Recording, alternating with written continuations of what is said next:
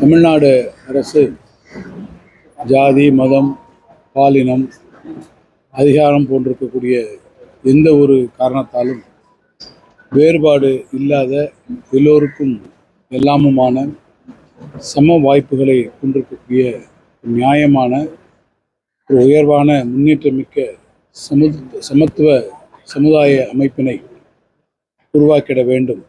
Fair, progressive and எக்லிட்டேரியன் society என்று ஆங்கிலத்தில் அழைக்கக்கூடிய அத்தகைய ஒரு சமுதாய அமைப்பினை நாம் உருவாக்கிட வேண்டும் என்ற உயர்ந்த நோக்கோடு நம்முடைய மாண்புமிகு முதலமைச்சர்களுடைய தலைமையிலான இந்த திராவிட மாடல் ஆட்சி சிறப்பான திட்டங்களை, உள்கட்டமைப்பு வசதிகளை மேம்படுத்துவதில் மாத்திரமல்லாமல் சமூக நல திட்டங்களிலும் மிகச் சிறப்பாக செயல்படுத்தி கொண்டு வருவதை நீங்கள் மிக நன்றாக அறிவீர்கள்.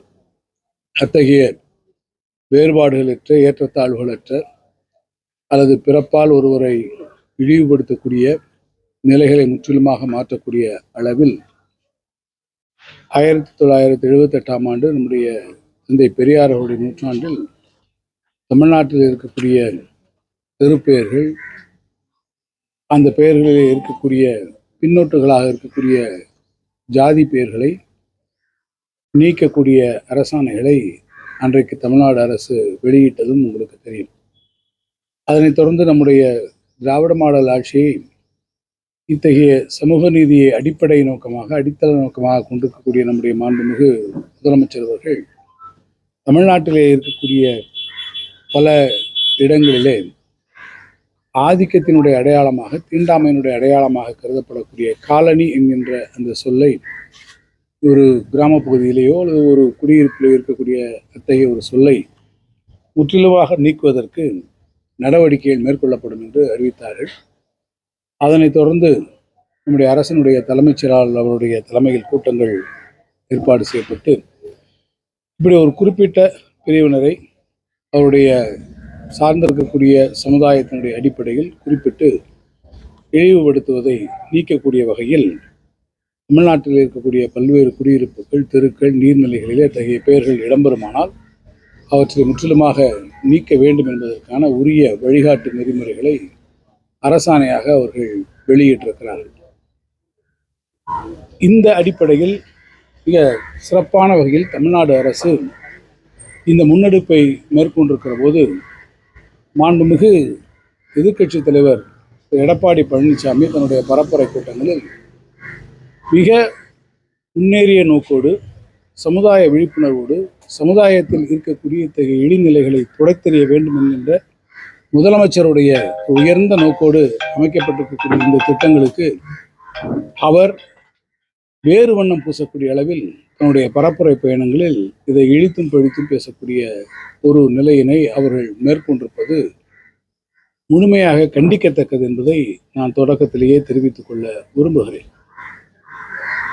எடப்பாடி பழனிசாமி அவர்களுக்கு அவருடைய மாலை நேர பிரசங்கங்களில் ஏதேனும் ஒரு சப்ஜெக்ட் கிடைக்க வேண்டும், ஏதாவது ஒன்றை சொல்லி தமிழ்நாட்டு அரசின் மீது அவதூறு பரப்ப வேண்டும், அதன் மீது அவர் தன்னுடைய கருத்துக்களை திரித்து திரிபுவாதத்தை மேற்கொண்டு நல்ல திட்டங்களுக்கும் வேறு விதமான திரிபு நோக்குகளை கொண்டு வர வேண்டும் என்கின்ற அவருடைய தனியாத ஆசையினுடைய அடிப்படையில் அவர் உண்மைகளை திரித்து நாட்டு மக்களிடத்தை தவறான கருத்துக்களை பரப்பிக் கொண்டிருக்கிறார்.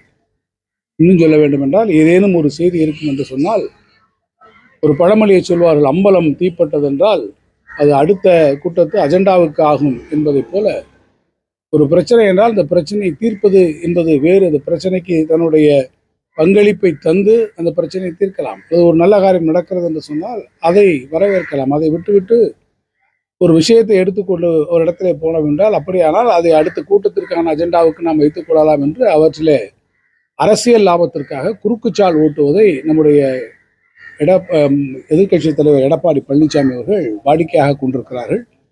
எனவேதான் இந்த சாதி பெயர்களை உள்ளடக்கக்கூடிய பின்னோட்டுகளாக இருக்கக்கூடிய தெருக்களாக இருந்தாலும், குடியிருப்புகளாக இருந்தாலும், நீர்நிலைகள் போன்றக்கூடிய உள்கட்டமைப்புகளாக இருந்தாலும், தமிழ்நாட்டினுடைய எந்த பகுதியில் இருந்தாலும் அவற்றை அறவே ஒழித்திட வேண்டும், அவற்றை நீக்கிட வேண்டும் என்று ஒரு உயர்ந்த நோக்கத்தோடு நம்முடைய முதலமைச்சர் கொண்டு வந்திருக்கக்கூடிய இந்த திட்டத்தை அவர் சிறுமைப்படுத்தி பேசுவதை இப்போது வழக்கமாக வைத்திருக்கிறார்.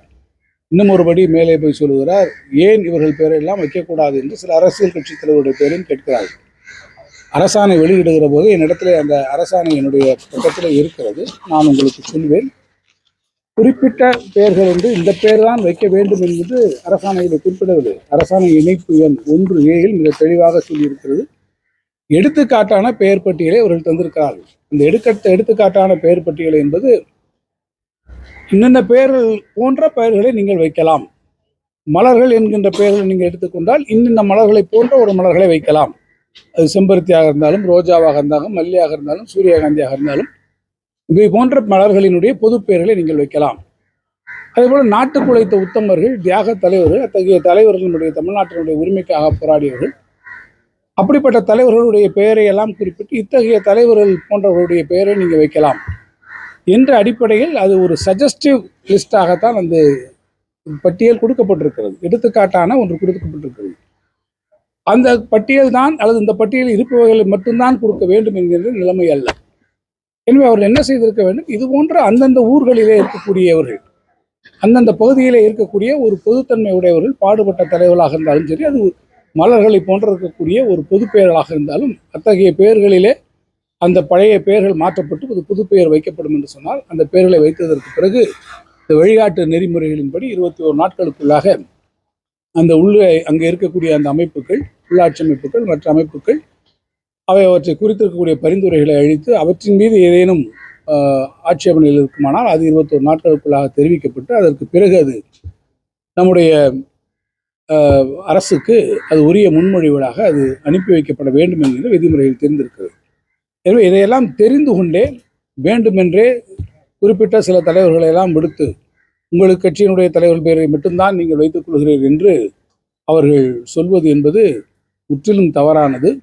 அந்த பிரச்சாரம் என்பது முற்றிலும் கற்பனையினுடைய அடிப்படையில் உருவாக்கப்பட்டிருப்பது. இன்னும் சொல்ல வேண்டும் என்று சொன்னால், எந்த ஒரு நல்ல நோக்கத்திற்காக இது செய்யப்படுகிறதோ அந்த நல்ல நோக்கத்தினுடைய இந்த நன்னம்பிக்கை மாண்புமிகு முதலமைச்சருக்கும் இந்த ஆட்சிக்கும் கிடைத்துவிடக்கூடாது என்கின்ற ஒரு எண்ணத்தில் தான் இத்தகைய பரப்புரைகளை திரு எடப்பாடி பழனிசாமி அவர்கள் தொடர்ந்து பரப்பி கொண்டிருக்கிறார்கள். அதே வரிசையில் தான் அண்மையிலே கோவையிலே நம்முடைய மாண்புமிகு முதலமைச்சர் ஒரு நாட்களுக்கு முன்பாக திறந்து வைத்திருக்கக்கூடிய தமிழ்நாட்டிலே மிக நீளமான ஒரு பாலம், 10 கிலோமீட்டருக்கு மேலே இருக்கக்கூடிய உயர்மட்ட பாலத்திற்கு புகழ்பெற்ற விஞ்ஞானி ஜிடி நாயுடு அவருடைய பெயரை வைத்திருப்பதையும் அவர்கள் குறையாக சொல்கிறார். ஜிடி நாயுடு யார்? ஒரு மிகப்பெரிய விஞ்ஞானி. அந்த பகுதியிலேயே அவர் குடியிருந்தவர்.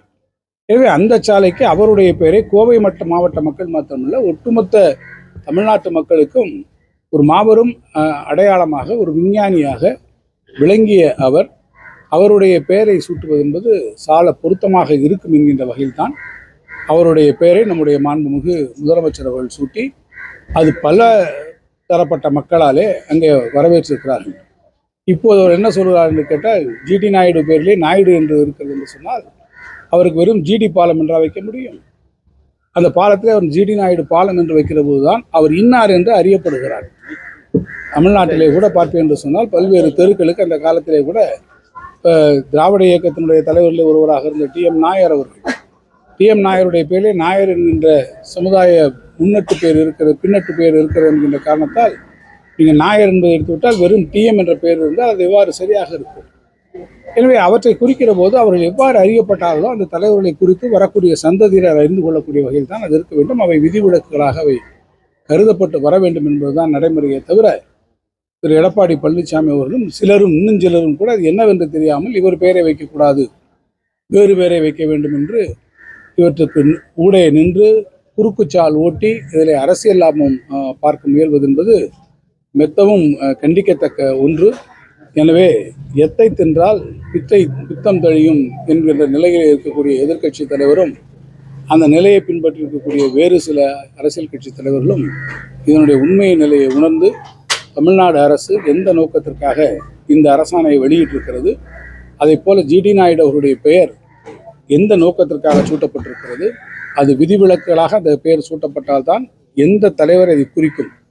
அந்த பெயரை அவர் எடுத்துவிட்டு வெறும் பெயரில் அவர் ஜிடி என்ற பெயரில் வைத்தார், யாருக்கு அது தெரியும்? அதே போல் இன்னொருவரை பற்றி பெயர் மட்டும் இருந்தால் அந்த பொது பெயரில் இருக்கக்கூடியவர்கள் ஏராளமான பெயர்கள் இருக்கக்கூடிய ஒரு சிலை இருக்கிற போது அது யாரை குறிக்கும் என்பதை அதற்கான தெளிவு பிறக்காது என்கின்ற வகையில் தான் இந்த பாலத்திற்கு சரியான வகையில் முறையான வகையில் அந்த பெயர் சூட்டப்பட்டிருக்கிறது.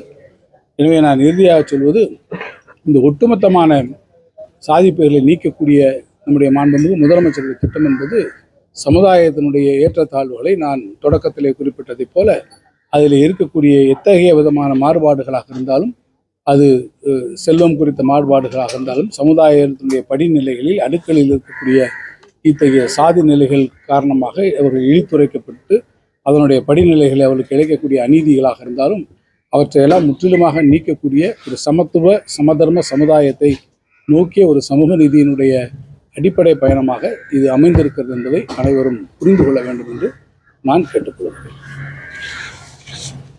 ஒரு ஆப்ஷன் மக்கள் ஏத்துக்கிட்டா மாற்றி வச்சிருக்காங்க. அந்த பகுதியில் இருக்கக்கூடியவர்களுடைய பேர்கள் இருக்கும். அதனால தான் நம்ம சொல்கிறோம், அந்த பகுதியில் இருக்கக்கூடியவர்களை தான் நீங்கள் கலந்து கொள்ளணும். ஸ்டேக் ஹோல்டர்ஸ் என்பவர் யார்? இப்போ நம்ம ஒரு சஜஸ்டிவாக ஒரு லிஸ்ட்டு கொடுக்குறோம். ஒருத்தர் எங்கள் ஊரில் இந்த பகுதியில் இருந்தவர், அவர் அந்த தெருவில் குடியிருந்தவர், அவர் பேர் கூட இப்போ நிறைய இடங்களில் கார்பரேஷன்ஸோ பல இடங்களில் வைக்கிறோம். அவர் அந்த பகுதியில் வாழ்ந்தவர், அவருடைய பேர் வைத்தால் நன்றாக இருக்கும் என்று அவர் கருதுவார்கள் என்று சொன்னால், அந்த பெயர்களை அந்த இடத்திற்குடைய சூழ்நிலையின் அடிப்படையில் அவர்கள் கலந்து பேசி, ஆனால் எந்த விதமான ஒரு சமுதாய பேர்களும் அதில் வந்து விடாத இருக்கக்கூடிய அளவிற்கு அந்த இடத்துல நாம் வைப்போம் என்று சொன்னால் அதை ஏற்றுக்கொண்டு நாம் சொல்லலாம். அதுபோல் இது இன்னாரை குறிக்கக்கூடிய சொல், இந்த பெயரில் அவர் அறிவிக்கப்பட்டால்தான் அது அவரை குறிப்பதாக இருக்கும். ஆண்டாண்டு காலத்திற்கு முன்பாக ஜிடி நாயுடு அவர்களை பார்த்தால், ஜிடி நாயுடு அவர்களுடைய காலத்தில் ஜிடி நாயுடு என்று அவர் அழைக்கப்பட்டிருக்கிறார். அவருக்கு பின்னாலே வந்த சந்ததிகள் அவ்வாறு அழைக்கப்படுவதில்லை. கால மாறுதலுக்கு ஏற்பட்ட அந்த பின்னொட்டு பெயர்களை அவர் நீக்கி இருக்கிறார். அதுபோன்ற ஒரு முன்னேற்றமான சமுதாயம் வருகிற போது இந்த லிஸ்ட் என்பது it's only a suggestive list, ஒரு எடுத்துக்காட்டான ஒரு இதே ஒழிய இந்த லிஸ்டில் கொடுக்கப்பட்டிருக்கக்கூடிய தலைவர்கள் அவர்கள் பேரை மட்டும்தான் கொடுக்க வேண்டும் என்று எந்த இடத்திலும் அரசாணைகள் சொல்லப்படவில்லை. எனவே தான் நான் சொல்லுகிறேன், தலைவர்கள் இருக்கக்கூடியவர்கள், நாட்டுக்காக பாடுபட்டவர்கள், தியாகசீலர்கள், அத்தகைய தலைவர்களுடைய பெயரை அங்கங்கே இருக்கக்கூடிய உள்ளூர் சூழ்நிலையில் கேட்டபடி அதை வைத்து அப்படி இருக்கக்கூடியவற்றை அரசனுடைய பரிசீலனைக்கு அனுப்பி அரசு அதற்கான முறையாக அதை பரிசீலித்து அதனுடைய அரசு இதழிலே அவை வெளியிடும். பொதுவாக பெரியார் சொல்கிறேன் இந்த சஜஸ்டிவ் லிஸ்ட் அவர் என்ன புரிஞ்சுக்கிட்டாருன்னா, கொடுக்கப்பட்டிருக்கக்கூடிய பட்டியலில் இருந்து தான் நீங்கள் எடுத்துக்கொள்ள வேண்டும் என்பது அல்ல. கொடுக்கக்கூடிய பட்டியல் இது போன்ற ஒரு எடுத்துக்காட்டு. உதாரணத்துக்கு நான் என்ன சொல்கிறேன்னு கேட்டீங்கன்னாக்கா, ஒரு மலர்களை பற்றி அதுக்கு மேலே ஒரு பட்டியல் இருக்குது. இன்னென்ன மலர்கள் கொடுக்கலாம் என்று அவர்கள் நமக்கு அதில் கொடுக்குறாங்க. அப்படி மலர்களை கொடுக்குற போதும் பார்த்தீங்கன்னா, இப்போ ரோஜா, சூரியகாந்தி, சாமந்தி, காந்தல், கனகாம்பரம், கொன்றை, மகிழம்பூ என்று ஒரு 7-8 பேர் இருக்குன்னு வச்சுக்கோங்க. மலர்கள் இதற்கு மேலே பல மலர்கள் இருக்கலாம். அந்த மலர்களை அந்த ஊரில் இருக்கவங்க அவங்க எங்களுக்கு இந்த தெரு பெயரில் அவங்க வைத்துக் கொள்வதாக இருந்த ஒரு முடிவு எடுத்துக்கொண்டால் அது ஒரு பொது பெயராக இருக்கும் என்று சொன்னால், அந்த பெயரை அவர்களுடைய ஒரு கன்சென்சஸ், அந்த பகுதி மக்களுடைய ஒப்புதலோடு அவர்கள் அதை வைக்கிறார்கள் என்றால் அதற்கு அந்த பேர் சூட்டுவதில் யாருக்கும் ஆட்சேபம். அவருக்கு ஜாதி ஒழிப்பதிலே அவ்வளவு தூரத்துக்கு ஆர்வம் இல்லை என்பதை அவருடைய வார்த்தைகள் காட்டுகிறது. அவ்வளவுதான்.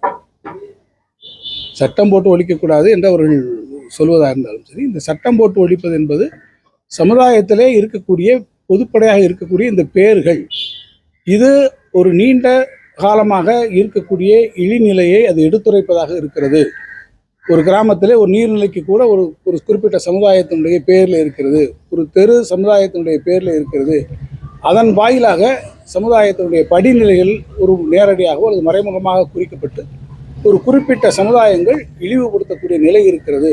அதை நீக்க வேண்டும் என்கின்ற காரணத்திற்காகத்தான் இதுதான் இதனுடைய அடிநோக்கம். நான் தெளிவாகவே இந்த துவக்கத்திலே நான் அதை குறிப்பிட்டிருக்கிறேன். எனவே அதை நோக்கி அந்த இழிநிலைகளை போக்க வேண்டும், துடை தெரிய வேண்டும் என்பதுதான் இதனுடைய நோக்கமே தவிர வேறு ஒன்றும் அல்ல. அதை திரு அன்புமணி ராமதாஸ் அவர்கள் புரிந்து கொண்டிருப்பார் என்று எனக்கும் தெரியும். இருந்தாலும் நான் மீண்டும் சொல்லுகிறேன், அதில் அரசியல் லாபங்களை செய்வதற்காக, குறுக்குச்சால் ஓட்டுவதற்காக அவர்கள் முயற்சிகள் செய்யலாம். புகழ்பெற்றவருடைய பெயர்கள் அது இருக்குது.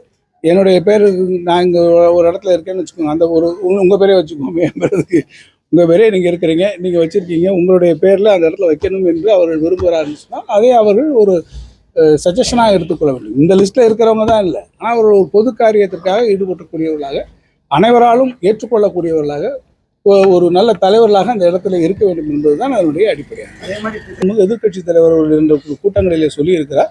சில அரசியல் கட்சி தலைவர்களும் இந்த பெயர்களை வைத்ததை குறித்து சில ஐயப்பாடுகள் எழுப்பியிருக்கிறார்கள். எனவே அவர்களுக்குரிய விளக்கங்களாக நான் இதை சொல்லியிருக்கிறேன். இது அரசியல் லாபத்திற்காக இதை செய்யாதீர்கள். அப்படி செய்வது என்பது சமுதாயத்திற்கு நீங்கள் செய்யக்கூடிய துரோகம் என்பதுதான் என்னுடைய இது எல்லாத்துக்கும் ஒரு வழிகாட்டு நெறிமுறையில் கொடுக்க வேண்டும் என்று நீதி அமைப்புகளும் அதை சொல்லியிருக்கிறது. அதனுடைய வாயிலாக இந்த முயற்சிகள் எடுக்கப்பட்டிருக்கிறது. எனவே இந்த முயற்சிகள் எடுக்கப்படுவதற்கு இந்த அளவில் நீங்கள் செய்ய வேண்டும் என்பதற்கான வழிகாட்டு நெறிமுறைகளை நாம் கொண்டு வந்திருக்கிறோம். ஒவ்வொரு இடங்களிலே அந்தந்த இடங்களுக்கு ஏற்ப என்ன சூழ்நிலை வருகிறது என்பதை இந்த வழிகாட்டு நெறிமுறைகளுக்கு உடன்பட்டு அவை செய்வதற்கான முயற்சிகள் நிச்சயமாக அரசாங்கம் உங்களுக்காகவோ ஒரு குறிப்பிட்ட அரசியல் தலைவர் பெயரை விட்டுவிட வேண்டும் என்பதற்காக அல்ல. நான் மீண்டும் தெளிவு செய்கிறேன். இது ஒரு சஜஸ்டிவ் லிஸ்டாகத்தான் சொல்லியிருக்கிறோம். இதில் எங்களுடைய கட்சியினுடைய தலைவர் பெயர் இல்லை என்று யாராவது சொல்வார்கள் என்று சொன்னால் அது அவருடைய அறியாமையை குறிக்கிறது. இதுதான் சொல்ல வேண்டும் என்றால் அவர் அம்மி குழவையை எடுத்து அடிவயிற்றில் இடித்துக் கொண்டிருக்கிறார் திரு நயினார் நாகேந்திரன் அவர்கள். காரணம் இப்படித்தான் சொன்னாங்க. இந்த திட்டத்தை அறிவிக்கும் போது எப்படி இதை செயல்படுத்த முடியும், செயல்படுத்தவே முடியாத ஒரு திட்டத்தை சொல்லியிருக்கிறார்கள் என்று சொன்னார். இந்த திட்டமே வராது என்று சொன்னார்கள். பாராளுமன்ற தேர்தலுக்கு முன்பாக இந்த திட்டத்தை நாங்கள் செயல்படுத்த ஆரம்பித்து விட்டோம். பாராளுமன்ற தேர்தலுக்கு முன்னாடி செயல்படுத்த உடனே எல்லாருக்கும் கொடுக்கவில்லை என்று சொன்னார்கள். தகுதி வாய்ந்தவர்களுக்கு கொடுத்து கொண்டிருக்கிறோம். அப்படி தகுதி வாய்ந்திருக்கக்கூடியவர்கள் யாரேனும் விட்டு போயிருந்தால் அவர்களும் இப்போது இருக்கக்கூடிய உங்களுடன் ஸ்டாலின் முகாம்களில் நீங்கள் அதற்கான விண்ணப்பங்களை அழியுங்கள் என்று கேட்டு அவர்களும் தொடர்ச்சியாக கொண்டு அளித்துக் கொண்டிருக்கிறார்கள். அது குறித்து கீழே இருக்கக்கூடிய கள ஆய்வுகளும் மேற்கொள்ளப்பட்டு கொண்டிருக்கிறது. அது நவம்பர் மாதத்தில் இந்த உங்களுடன் ஸ்டாலின் முகாம்கள் முடிகிற போது ஒரு இடத்திலிருந்து பெறப்பட்டிருக்கக்கூடிய முழுமையான அந்த விண்ணப்பங்கள் நிறைவேற்றப்பட்டு தகுதியுடைய யாரும் விட்டு போகாமல் இருக்கக்கூடிய அளவில் அவை சரிபார்க்கப்பட்டு அவர் தகுதி உடையவர்களாக இருந்தால் யாரும் விட்டு போகாமல் அவர்களுக்கு வழங்கப்படும் என்றும் நம்முடைய மாண்புமிகு முதலமைச்சர்களும் மாண்புமிகு துணை முதலமைச்சர்களும் தெளிவுபட தெரிவித்திருக்கிறார்கள்.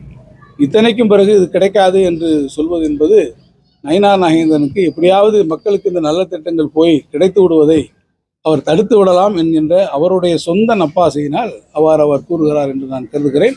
ஆனால் உண்மையில் நிச்சயமாக எப்படி நாங்கள் இந்த திட்டத்தை கொண்டு வருவோம் என்று சொல்லி நாங்கள் பாராளுமன்ற தேர்தலுக்கு முன்பாகவே இதை செயல்படுத்தினோமோ அதே போல இந்த உங்களுடன் ஸ்டாலின் என்கின்ற மக்களின் மகத்தான வரவேற்பை பெற்றிருக்கக்கூடிய இந்த திட்டங்களுக்கு இந்த முகாம்களுடைய இறுதியில் அனைத்து சரியான தகுதி வாய்ந்திருக்கக்கூடிய விண்ணப்பங்கள் சரிபார்க்கப்பட்டு அவற்றுக்கு நிச்சயமாக மகளிர் உரிமை தொகைகள் வழங்கப்படும். சில இடங்கள்லாம் பார்த்தீங்கன்னா அவங்க இந்த 4 சக்கர வாகனங்கள் வைத்திருப்பதிலே ஏற்கனவே இருந்த விதிகளிலே தளர்வுகள் அளித்திருக்கிறோம். அந்த தளர்வுகள் வாயிலாக இப்போது எலிஜிபிலிட்டிக்கு வந்திருக்கக்கூடியவர்கள் யார் என்பதையும் கண்டறியக்கூடிய பணிகள் போய் கொண்டிருக்கிறது. எனவே இவற்றையெல்லாம் இந்த முகாம்களுடைய முடிவில் தான் ஒட்டுமொத்தமாக எவ்வளவு வந்திருக்கிறது, எவ்வளவு பேருக்கு அதில் தகுதியுடையவர்களாக வந்திருக்கா என்பதை பார்த்து தான் அதற்கான இறுதி கட்டமாக இறுதி செய்ய முடியும் என்று குற்றச்சாட்டு வச்சிருக்காங்க. உதாரணத்துக்கு என்ன சொல்றாங்க அப்படின்னா, சில நாட்களுக்கு முன்பு MP திருமாவளவன் கார்ல போகும்போது முன்னாடி ஒரு 2 வீலர் இடிச்சதாகவும் அந்த 2 வீலர் பாதிக்கப்பட்டவங்க மீது தான் வழக்கு பதிவு செஞ்சிருக்காங்க. இடித்த திருமா மீது வழக்கு பதிவு செய்யல. இப்படிப்பட்ட கதைகள் இப்படியெல்லாம் கதைகளை கட்டி கொண்டு வந்து பார்த்தால் திரு நயினார் நாகேந்திரன் அவர்கள் கடுமையாக ஏதோ பாதிக்கப்பட்டிருக்கிறார்கள் வேறு விதத்தில் என்று நான் நினைக்கிறேன்.